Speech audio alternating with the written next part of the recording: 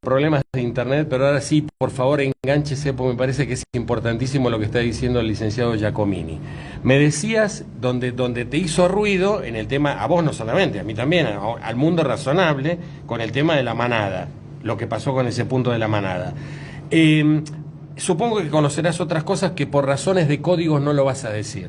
Exacto. Códigos, te diría, de amistad anteriores. ¿Estamos de acuerdo? Código de buena persona que respeta la intimidad y la vida privada de las personas como liberal. Correcto. La señora Karina Milei, ¿es la que gobierna el país? Mirá, no estoy ahí, así que no te puedo Lo que vos contestar. presupones. Lo que no me extrañaría, porque como buen liberal anarquista de libre mercado que soy, y como decía von Mises, los mejores no les interesa ni se dedican a gobernar y a dirigir la vida del prójimo. Se dedica sirviéndoles, produciendo bienes y servicios que les sirven al prójimo en contratos privados en libertad. Con lo cual, Karina, que es una persona con la cual tuve trato hasta los 45 años, que su camioneta se la había comprado el padre y el tanque de nafta se lo llenaba el padre, que no tenía ninguna experiencia ni laboral ni productiva de ningún tipo. Nunca laburó. Pero ella es más, corté lo que iba a decir antes a propósito, porque estaba dando cuenta que decía algo privado. ¿Es verdad que tira tarot y hace tortas? Pregunto, no lo sé, por eso te pregunto. Lo sabe todo el mundo. Bien. No estoy revelando nada, sí. O sea, que no está mal. No está mal, depende de la responsabilidad que tengas de laburo. No. ¿No? A ver, yo lo que simplemente te iba a contestar es que no me sorprendería, porque arriba a los puestos de la política institucional llegan las personas con los peores niveles de preparación y generalmente con profundos problemas históricos de personalidad propia y de relación con sus propios padres, que cargan como una mochila de adoquín, que los llevan a tratar de utilizar la política institucional y los puestos que brinda y los privilegios a costa del prójimo que brinda la política institucional como una suerte de resarcimiento personal frente a sus dudas, frente a sus miedos y frente a los padres, sobre todo. Perdóname. Entonces, ahí tenemos gran explicación de por qué Mauricio Macri fue presidente, por qué Javier y Karina están donde están. Bueno, Cristina. Por qué Cristina con sus... Alberto. Con sus complejos sobre Tolosa, o el mismo Turco. Totalmente. El Turco Menem, que cualquier persona de mucha edad acá en La Rioja sabe, no le vengo yo a contar la historia de los Menem, que el menemismo es el padre del kirchnerismo. El menemismo genera una destrucción, una erosión cultural, que es la que da génesis a la decadencia kirchnerista. Y a las pruebas o a la ilustración me remito. Carlos Saúl Menem muere siendo senador kirchnerista, votando todo lo que el kirchnerismo necesitaba que le votaran. Exacto, a fuerza de fuero, ¿no? Obviamente. Obvio. Historia que se repite. Por supuesto, estamos de acuerdo. ¿Qué concepto tenés de Martín Menem? Concepto. Una muy mala persona, un ser humano desde mi subjetividad despreciable. Ah, la miércoles. Una cosa es ser malo y otra cosa es ser despreciable. ¿Despreciable lo fue con vos o sus actitudes o las dos cosas? Hablo el comportamiento de la corta relación que también corté yo, cuando me doy cuenta de la calaña de persona que era y cómo me quería usar, que cuando se dio cuenta que a mí no me podía usar, porque yo jamás iba a ser ministro de Economía, yo jamás iba a ser presidente del Banco Central, porque me lo ofrecen, pero nunca lo voy a aceptar, porque descreo de la política institucional y no quiero ni dirigir ni gobernar la vida de nadie, y no creo en la política económica. Cuando se dio cuenta que conmigo no llegaba a ningún lado, después, como lo saco, lo corro, se va recién después con Javier, para a ver si Javier le servía como trampolín a la política. Y después, como yo lo he hecho, o sea, tuvo en represalias muy malos comportamientos para conmigo, que me lo guardo. Pertenecen a la esfera de la vida individual. Bien, ¿crees que la economía del país funciona bien o funciona mal? ¿Está estable? ¿Hay algo que me cuentan los medios tradicionales argentinos, a los cuales abrevás muy poco? Te estoy hablando de los medios tradicionales más conocidos. A ver, te lo contesto. Los periodistas que están en TN y en La Nación Más me han entrevistado durante 15 años. A partir de los 10 días antes del balotaje del 2023, me dejaron de entrevistar. Obvio. Y te cuento, me empezaron a llamar de La Nación Más algunos productores hace 15 días. Les dije a todos todavía que no. Lo cual es una señal de la endeblez y que capaz empieza el camaleón a moverse, porque el periodismo siempre ha hecho estas cosas, ¿no? Exacto. Salta del buque cuando el agujero del buque se empieza a agrandar y se empieza a hundir, ¿no? ¿Cómo sentís la economía? Una cosa es la macro, que me la cuentan, me dicen que está todo bien y que cierra. Otra cosa es la nuestra, la que vemos cotidiana, que no se ve mucha mejora. Mira, el punto es así. Primero, como profesor universitario, soy profesor de la Universidad de Buenos Aires, de otras universidades, he abierto el Congreso de Economía Austríaca en la universidad, invitado por Jesús Huerta de Soto, que me invita, era el único americano en el Congreso de octubre del 2023 en Madrid. Abrí yo el Congreso. ¿Por qué digo esta perorata? No. Para mostrar que soy economista que represento las ideas de la escuela austríaca. Lo que vengo a decir es, lo primero, el más importante en la economía, es la microeconomía. O sea, el valor económico se construye desde la microeconomía produciendo bienes y servicios. Cuanto más y mejores bienes y servicios producís, quiere decir que hay más contratos de inversión, por supuesto, más contratos de comercio, más contratos de producción, más contratos de trabajo, mejor le va a la micro, y como consecuencia de que mejor le va a la macro crece más. ¿Ok?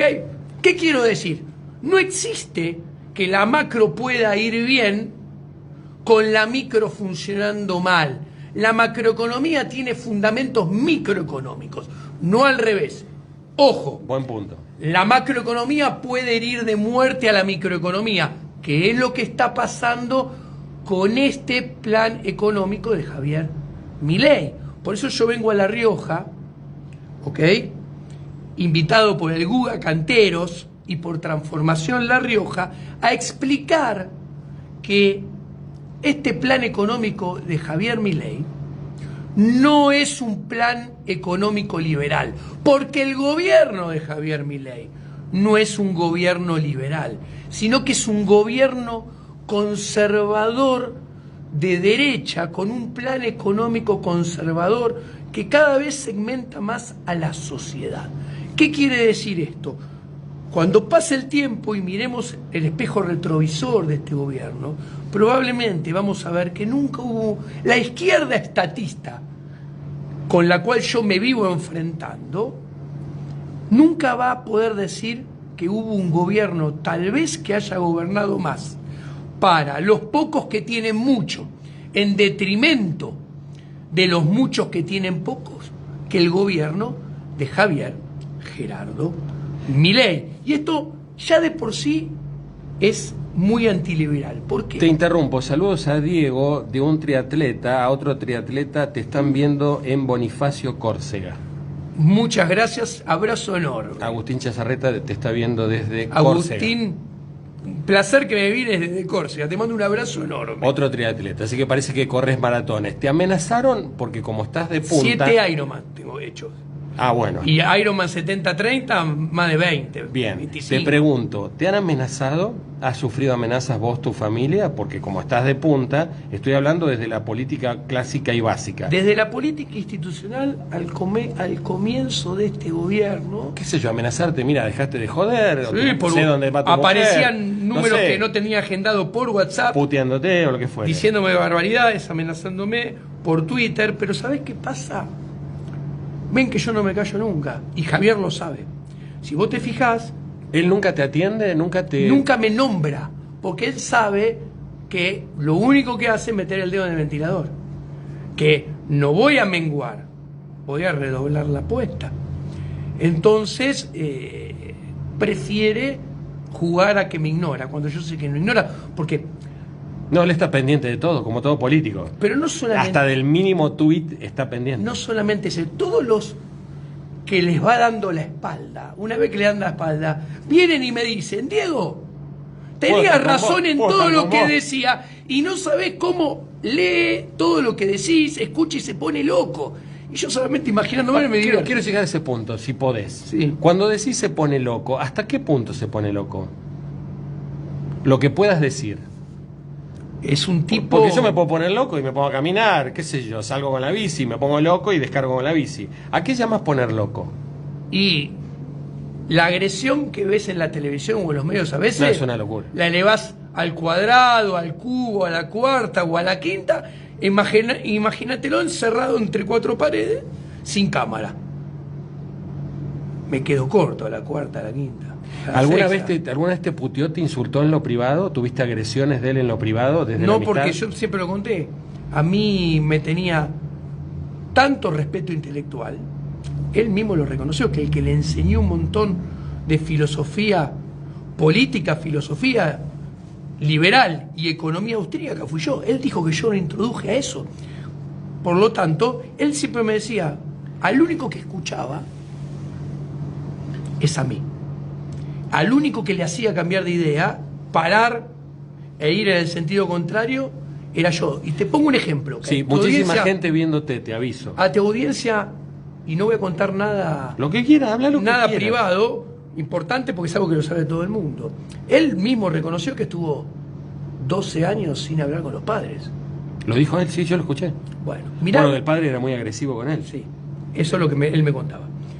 Ahora, mirá la injerencia que yo tenía sobre Javier, que los padres llorando a la salida de una función de su obra de teatro que yo había ido, y ese día me había subido al escenario con él, llorando en un restaurante de la esquina, en Paraná y Santa Fe, llorando me pidieron que por favor hablara con él, hiciera algo para que se volviera a acercar a ellos, por lo menos a conversar, porque la hermana Karina no lo podía lograr.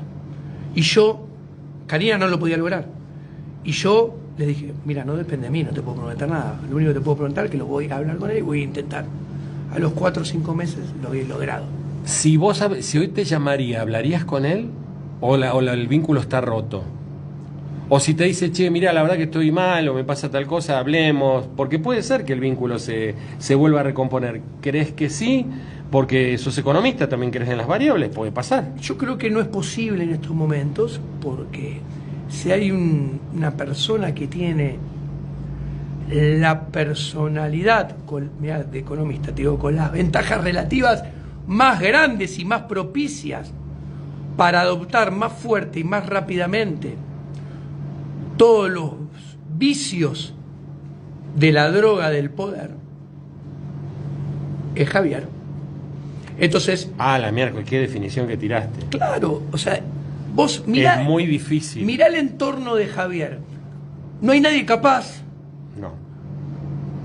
No hay nadie que la gente diga, indudablemente este es honesto, este no quiere hacer negocios con el Estado. O ninguno. no pertenece a la clase política vieja, que es un Franco, ponele. Peronista, todo su pasado. Scioli, olvídate. Pero bueno, pero Scioli también fue empleador de Milei. Bueno, estuvieron los tres juntos en la Fundación Acordar, obvio, en la campaña de Scioli, debajo del ala del kirchnerismo. Ahora... ¿Y por qué el kirchnerismo ahora es mala palabra? Si abrevaban todos, tomaban agua ahí. Porque mira, tengo una amiga conocida de ambos, tanto de Javier como de mi persona, que siempre dijo, Javier no tiene personalidad, es muy débil, es muy endeble. Por eso quiere vender todo lo contrario. Y esa falta de personalidad... La puteada es debilidad. Claro, una de las aristas que tiene es falta de ética. Javier parasita la ética de quien lo rodea y tiene al lado. Cuando vos estabas al lado de él, jugaba a ser economista austríaco y jugaba a ser liberal. El día que está al lado de Márquez y Laje, es ultraconservador, rancio, religioso. Está parasitando al que tiene al lado. Te contesto, ¿por qué ahora anti-kirchnerista? Y porque está parasitando una parte del pro más rancio, amarilla, como las Patricia Bullrich de la vida. ¿Qué le dijo? Y algunos otros. Le dijo Macri por conveniencia. Totalmente, antes. totalmente. Bueno, podemos convenir que la Argentina fue una cuestión muy de vaivén, muy pendular, que pasó de un kirchnerismo, si querés, corrupto, y esto era el único salvavidas que la gente vio, y se agarró desde acá. Pero el péndulo no va a terminar. El péndulo, corremos el riesgo que sea más grande. A ver. ¿A qué llamas eso? Péndulo. Sí, sí, no, está claro. De un gobierno ultraconservador. Aparentemente. Ultraconservador, rancio, con los peores vestigios del conservadurismo, que básicamente no es otra cosa que ¿qué? Es jugar al libre mercado, mientras libre mercado para los giles, pero negocios prebendarios de rentabilidades extraordinarias. Obvio. Para los grupos de poder económico concentrados que se asocian prebendariamente con el poder político y poder económico. Y acá entra en el juego Caputo, acá entra en el juego el sistema financiero, acá entra en el juego los bancos. Vos fíjate que con Javier en nuestros libros hablábamos de encaje del 100% para que los bancos no pudieran inventar crédito desde la nada, o sea, crédito sin respaldo de ahorro genuino, ¿ok? Y no pudieran emitir moneda. Hoy se ufanan de la mano de Caputo, Bausili y Sturzenegger de que el crédito aumenta en términos nominales a 3 dígitos, más del 100% desde que empezó este gobierno, y en términos reales un 70, por poner números redondos. O sea, todo lo contrario de lo que siempre pensó como economista. A ver, justamente, ¿por qué puedo decir yo a alguien que se asomó a ese mundo? ¿Y qué vi yo? Que cuando vos te acercás a la política institucional, primero y antes que nada, vos no podés tomar las medidas de política económica que pensás que hay que tomar. Por ejemplo, si yo fuera presidente del Banco Central, te diría encaje del 100%. Mira, te dicen, vení, nene, escúchame, Giacomini, te haces el boludo, vos. No podemos cobrar tasa de interés activa y ganar dinero con plata ajena, inventando dinero de nada. ¿Estás loco vos? Listo, no te lo dejan hacer. A las pruebas me remito. Javier Milei hablaba de dolarización. Sí. Al mes y medio le dijeron, vení, pibe, sentate acá, ¿qué dolarización? ¿Es influible él? El más. O sea, alguien le cuenta, ¿vos sabés que Giacomini dijo tal cosa y el tipo le cree sin chequear la fuente? Te lo contesto con ejemplos para que tu audiencia lo entienda cabalmente. ¿Qué demostración de alguien influenciable como pocos que a cualquier persona que conociste hace muy poquito tiempo le estirás los brazos, lo abrazás, amigo, sos el mejor ministro de Economía de la vida, sos el mejor, sos un titán, sos un gladiador, sos... Sí, una sobreactuación. Es una sobreactuación, pero que también te muestra que el depositario de esa sobreactuación ha logrado influenciar en vos muy fuertemente. ¿Me entendés? Porque vos, ¿a quién le decís amor de mi vida? A alguien que amás. Oh. ¿Y por qué amás a esa persona? Porque esa persona influye en vos a partir de tu cooperación, asociación con ella, tiene la potestad de cambiar tus comportamientos, pero eso las personas comunes, que no son débiles, se dan después de mucho tiempo de asociación, a lo largo de asociaciones intensas, y de separaciones también, honestas, y a lo largo del tiempo con separaciones. Obvio. Acá, a los 3 minutos.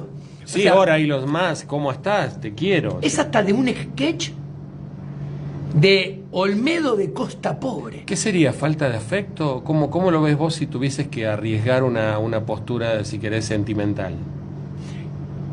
Bueno, Sin delatar tanta profundidad de lo que vos vivís. yo te dije que tengo, por ejemplo, yo ahora me voy yo tengo un chat que lo digo acá en público porque que aparezcan los miembros del chat, que se llama La Décima. ¿Por qué se llama La Décima? Porque es la 10ª división de mi colegio secundario que hicimos entre primer año en 1985, quinto año en el 89, sexto en el 90, todo en primavera alfonsinista en el Colegio Nacional de Buenos Aires. La fotito con mis compañeros de secundaria, mis amigos de secundaria, que interactuamos todos los días, son ellos conmigo y mis 2 padres. O sea, mirá los lazos que hay. ¿Y qué quiero decir? Yo a ninguno de ellos les digo hermano de la vida. Son amigos de la vida. No son hermanos, no tengo que sobreactuar. Hermana tengo a mi hermana. Y tampoco ando diciendo hermana de la vida. Es más, nadie me escuchó hablar de mi hermana. Jamás. ¿Entendés? Entonces, ¿qué quiero decir? Esas sobreactuaciones, lo que realmente están poniendo sobre la mesa, es tu endeblez y tu carencia de un montón de otras cosas. Ahora, cuando todos estos ingredientes los pones en alguien que hace la política económica, en alguien que en un país, como en casi todos, no hay independencia de la justicia y es el titular del Poder Ejecutivo Nacional, estamos todos en un grave problema. ¿Quién es más inteligente o más vivo?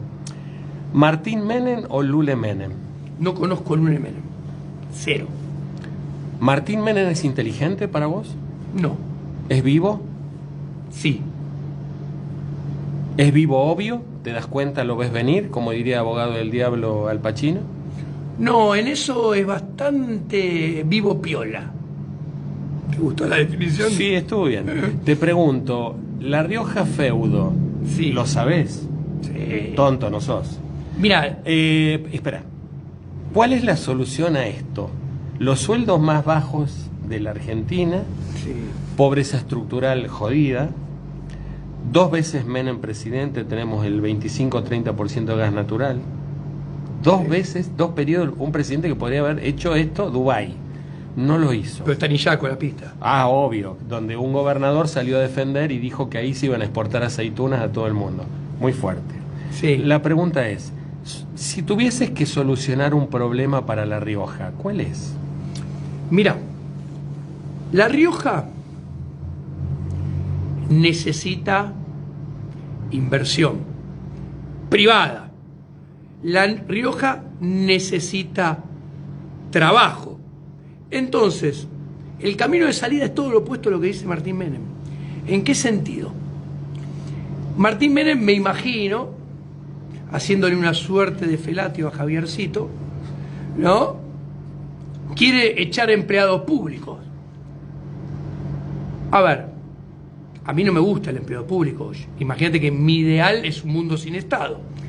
Pero ¿qué quiero decir? El empleado público, que es empleado público hace 15, 20, 10 o 25 años, o 5, muy difícilmente lo tome el sector privado. Y no le vas a cambiar la matriz. Entonces, cerebral. Si tu plan empieza y termina con echar empleados públicos en La Rioja, lo único que vas a hacer es que los problemas de La Rioja crezcan. La solución de La Rioja, paradójicamente, va a venir más desde el gobierno nacional, incentivando inversiones privadas con desplome de impuestos nacionales en La Rioja para que vengan inversiones privadas, pienso en voz alta, no tiene por qué ser la única, como por ejemplo la minería, como por ejemplo ciertos productos alimenticios de que se puedan exportar para que ven con industria, o sea, procesados, a La Rioja después de desplome de impuestos nacionales. Pero si yo provincia como un montón de los impuestos... Pero yo te iba a decir, pero si tenés un municipio como La Rioja Capital, que aumentó exponencialmente las tasas... Correcto.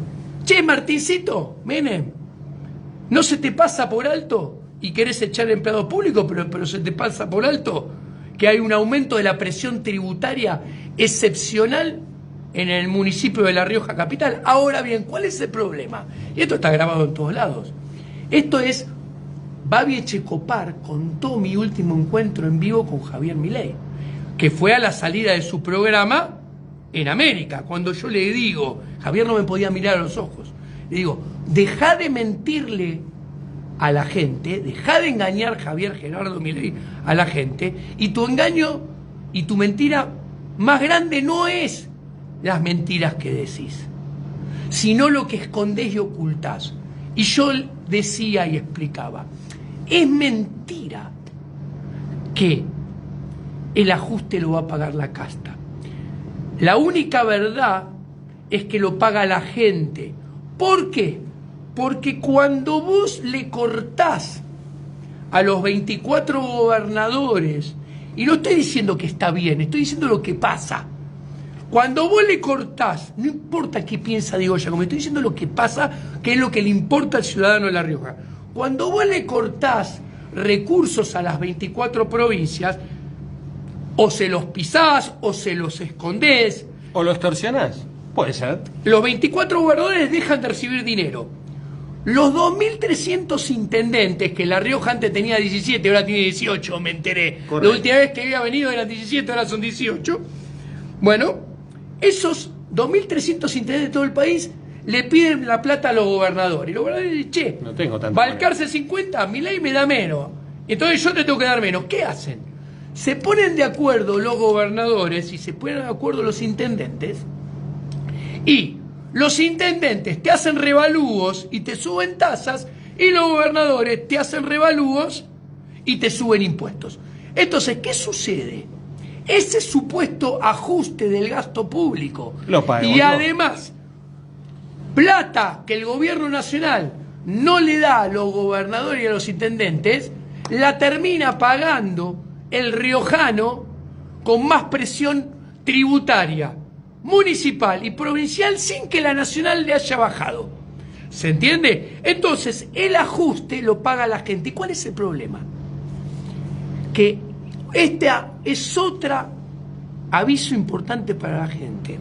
Cuando un liberal, que no es como yo soy liberal anarquista, cuando un liberal clásico te dice la justicia tiene que ser proveída por el Estado, cuando te dice la seguridad tiene que ser proveída por el Estado, viene un socialdemócrata y te dice la salud y la educación tienen que estar proveídas por el Estado. Atenti, el policía que es la seguridad, el juez que falla sobre tu divorcio, la enfermera y el médico que te atiende en el hospital, y el maestro y el preceptor o la maestra de jardín infante del colegio estatal que se hace cargo de tu hijo, esos 4 son responsabilidad del gobernador. ¿Ok? Son gasto público del gobernador. O sea, el gasto que más le importa a la gente está sobre los hombros del gobernador. ¿Qué quiero decir? ¿Es verdad? Si eso anda mal, el primer culpable es el gobernador. Pero atenti, ¿por qué estoy diciendo esto? Porque acá entendés que el verdadero ajuste del gasto y del Estado está en la esfera nacional. ¿En qué? Le digo a la gente para que no entienda, ¿en qué gasta el gobierno nacional si no tiene maestros, no tiene preceptores, no tiene escuela, no tiene enfermeros, no tiene médicos, no tiene hospitales, no tiene jueces salvo los federales, ¿ok? Y no tiene policía, tiene militares con gomera, que tampoco tienen presupuesto. Entonces, ¿qué quiero decir? Cuando el gobierno nacional, ya sea Villarruel, presidente de los senadores, o Martín Menem, presidente de diputados, y Javier Milei, titular del Poder Ejecutivo Nacional, te dice que el ajuste lo tienen que hacer las provincias, sí, obviamente, los gobernadores se afanan un montón, los intendentes se afanan un montón, no hay duda de eso, pero que no se hagan los boludos, porque el ajuste más grande lo tiene que hacer la esfera nacional. Bueno, de hecho, lo primero que hacen senadores y presidente de Cámara de Diputados, nombraron a sus sobrinos y o hijos, etcétera. Entonces el Estado es malo, pero si puedo conchavar a mi hijo o a mi sobrino en la Cámara de Diputados, lo hago. Y Martín Menem no vive acá en La Rioja. No, se fue a los 15. ¿Y Lule? Tampoco. Ah, bueno. Obvio, pero es obvio. Sí. Te pregunto, ya para finalizar, según vos, ¿esto se estrella? Mirá, hoy en la conferencia, como te decía... No, pues tiramos una puntita. Voy a explicar. Lo que vos, digo, yo sé que es difícil porque vas a desarrollar la idea, pero para vos, según tu concepto, según tu expertise, según lo que vos lo conocés, pues has comido asado, ido al baño de él, has jugado con los perros, conoces a la hermana, conoces a los padres, los conocés, vos sabés quién es él. El plan es dinámicamente inconsistente, ¿ok? Es un grave error intelectual, como yo expliqué ayer en la televisión. Paso el chivo. Está en mi canal de YouTube con Tenenbaum y O'Donnell. Te vi. Es un error intelectual elegir como ancla antiinflacionaria pisar el tipo de cambio artificialmente, usar directamente el tipo de cambio como ancla antiinflacionaria. Es un error en Argentina, no sirve y está condenado al fracaso. Entonces, esa ancla antiinflacionaria es transitoria. ¿Cuánto me dura este dólar pisado barato? Mirá, yo creo que es muy probable que en la ventana 1 de noviembre, 30 de abril del 2026, ya este sistema cambiario tenga que ser cambiado por uno nuevo. Entonces, va a cambiar el plan económico, probablemente ese ancla deje de funcionar, el tipo de cambio tenga otro valor. Hay que ver qué medidas adicionales toman para evitar que se acelere. Cuánto puedan evitar, no lo sé. Según lo que hagan la inflación, eso va a generar que el nivel de actividad, el rebote del gato muerto, que se terminó en enero y desde febrero el nivel de actividad está empezando a caer y va a caer más durante los próximos meses. Esa caída, que ahora es suave y despaciosa, se va a profundizar. Yo me puedo equivocar, pero conociéndolo, yo creo, tengo mis dudas que tenga un manejo personal, profesional, eficiente Javier Milei de esa coyuntura, y creo que podría ser probable que se pusiera más nervioso, más alocado, más agresivo, y empezar a tomar decisiones cada vez más equivocadas. ¿Cuál sería? Es una hipótesis, no estoy afirmando nada. No es una certeza, el tiempo lo dirá. El tiempo lo dirá. Este camino, suponiendo que estamos en una ruta, sí, ¿nos lleva a algún lado? Mira, yo creo que este gobierno, a diferencia de lo que engañados muchos de sus votantes pensaban, es más de lo mismo. Es un eslabón más. ¿Es un neomenemismo? Del... Antes era pizza y champán. ¿Qué sería una imagen retórica de este gobierno? Queso cantimpalo con vino tetra. ¿Pasamos del pizza y champán al cantimpalo y tetra? Y pasaste de comerte la rubia con 30 años a comértela con 68. Pasaste de la Coupé Fuego 0 kilómetros 90 max 2.2 a la Coupé toda chocada, masillada por todos lados. Es gran metáfora de la comparación relativa entre los 90. Mira, tú ves una cosa, y esto lo voy a contar porque es muy interesante, porque yo creo que es un lindo termómetro la diferencia de los 90. Perdón, estamos hablando, que me pregunta Ana Oviedo. El señor que está viendo usted en pantalla es Diego Giacomini, uno de los economistas más, para mí, más importantes de la Argentina, quien fue amigo íntimo, personal de Javier Milei, y luego se separaron y viene a dar una charla hoy. Sí. A las 18 horas. ¿En? Acá. En el Hotel Plaza. A las 18 Exactamente. horas. Sí, decime lo que estabas por hablar. Entonces, voy a contar una anécdota que a todos los riojanos les va a interesar. Yo ya dije que el menemismo provocó un gran deterioro cultural en Argentina, que la consecuencia lógica y casi inevitable de los años del menemismo era el kirchnerismo, y que el menemismo fue el padre del kirchnerismo, y la prueba es que Menem terminó siendo senador kirchnerista que votaba todo lo que el kirchnerismo quería. Ahora bien, yo estuve invitado 1 hora y media con Carlos Saúl Menem, con Javier y con Martín Menem.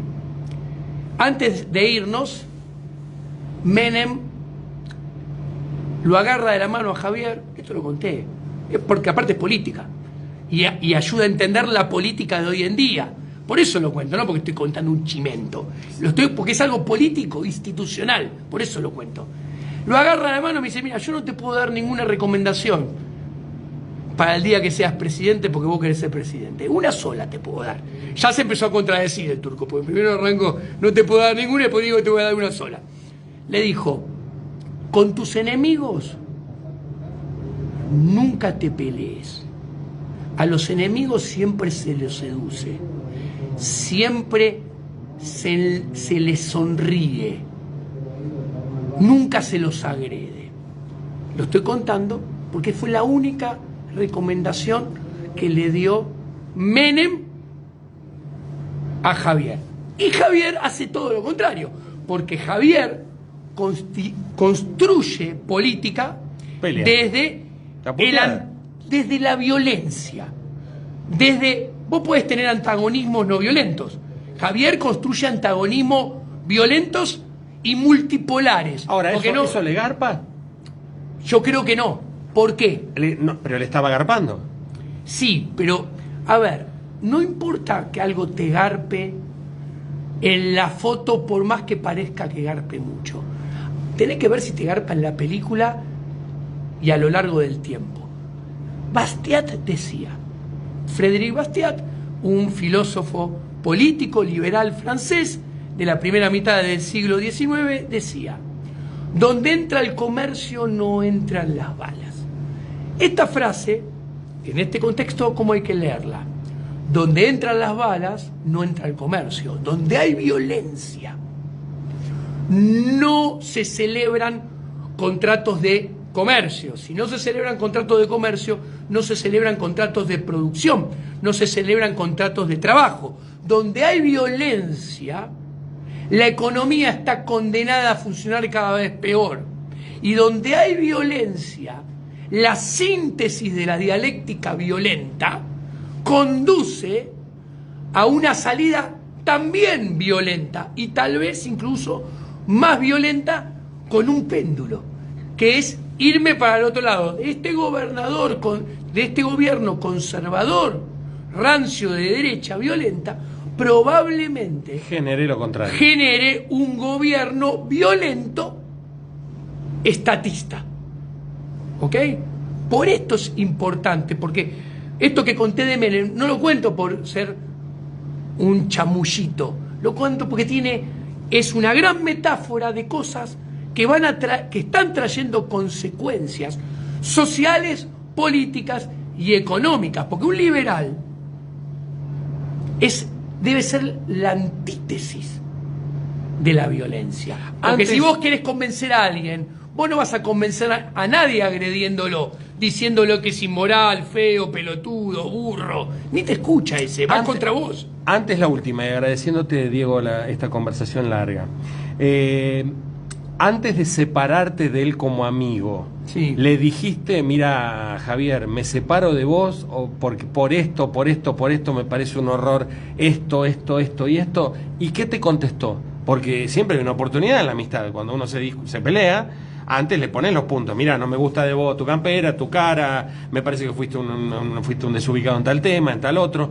¿Tuviste oportunidad de decirle todo lo que te molestaba y lo que te parecía que estaba mal? ¿Y qué te contestó? Mirá cómo te voy a contestar a vos. Mira a Javier Gerardo Milei. Aparece y negá lo que voy a decir. A vos no te sorprende absolutamente nada de esto que estoy diciendo ya hace mucho tiempo. Porque en nuestra última conversación, en forma de monólogo, porque no me podías contestar nada, te dije todo esto que vengo explicando a todo el mundo ya hace años. Y te dije en la cara que ibas a terminar mal en el fondo de este largo camino que ya hace años iniciaste. Y te dije, cuando termines mal y estés solo como un perro, como siempre estuviste, tal vez si me reconoces que tuve razón en todo, te voy a extender la mano y te voy a ayudar. ¿Lo escuchaste, Javier? Sigue siendo exactamente lo mismo. Aunque creo que después de haber pasado por la sucia política institucional que corrompe en el sentido más amplio del ser humano, ni siquiera te dé el piné para reconocer nada. Creo que te contesté. Sí. Gracias, Diego, un gusto haberte hecho esta entrevista larga, donde hemos hablado de todo, donde me has contado cuestiones y muy internas que no llegan a ser tan íntimas, porque está bueno no reconocer. No hablé nada personal, ¿eh? Nada, no, porque es amistad y es algo que pasó, sucedió, hoy ya no lo es, y hay algo, creo yo, mucho más trascendente, que es un país que todavía no se sabe para dónde va. El único atisbo de personalidad que he contado o explicado, fíjense, que no fue para que se entienda a sacarle el cuero a Javier Milei, siempre lo volqué a explicar lo que hace, lo que puede hacer, tanto en política como en política económica. ¿Te vas a presentar con alguna candidatura? Jamás, porque yo no creo en la política institucional. A mí me ofrecieron ser candidato número 1 a senador. Yo podría haber sido ministro de Economía, podría haber sido presidente del Banco Central. Y digo que no, y voy a decir que no a todos, y todo el mundo lo sabe. Recordemos, hoy a las 18 entonces vas a estar acá en el Hotel Plaza dando una conferencia. Exactamente. Invitado por Guga Canteros. Exacto, Guga Canteros y Transformación La Rioja. ¿Cómo te impresiona Guga Canteros? Lo conozco, lo vi una sola vez personalmente y después chateé, así que cuando no conozco no hablo. Me parece muy ubicado de tu parte. Gracias por todo. Un abrazo.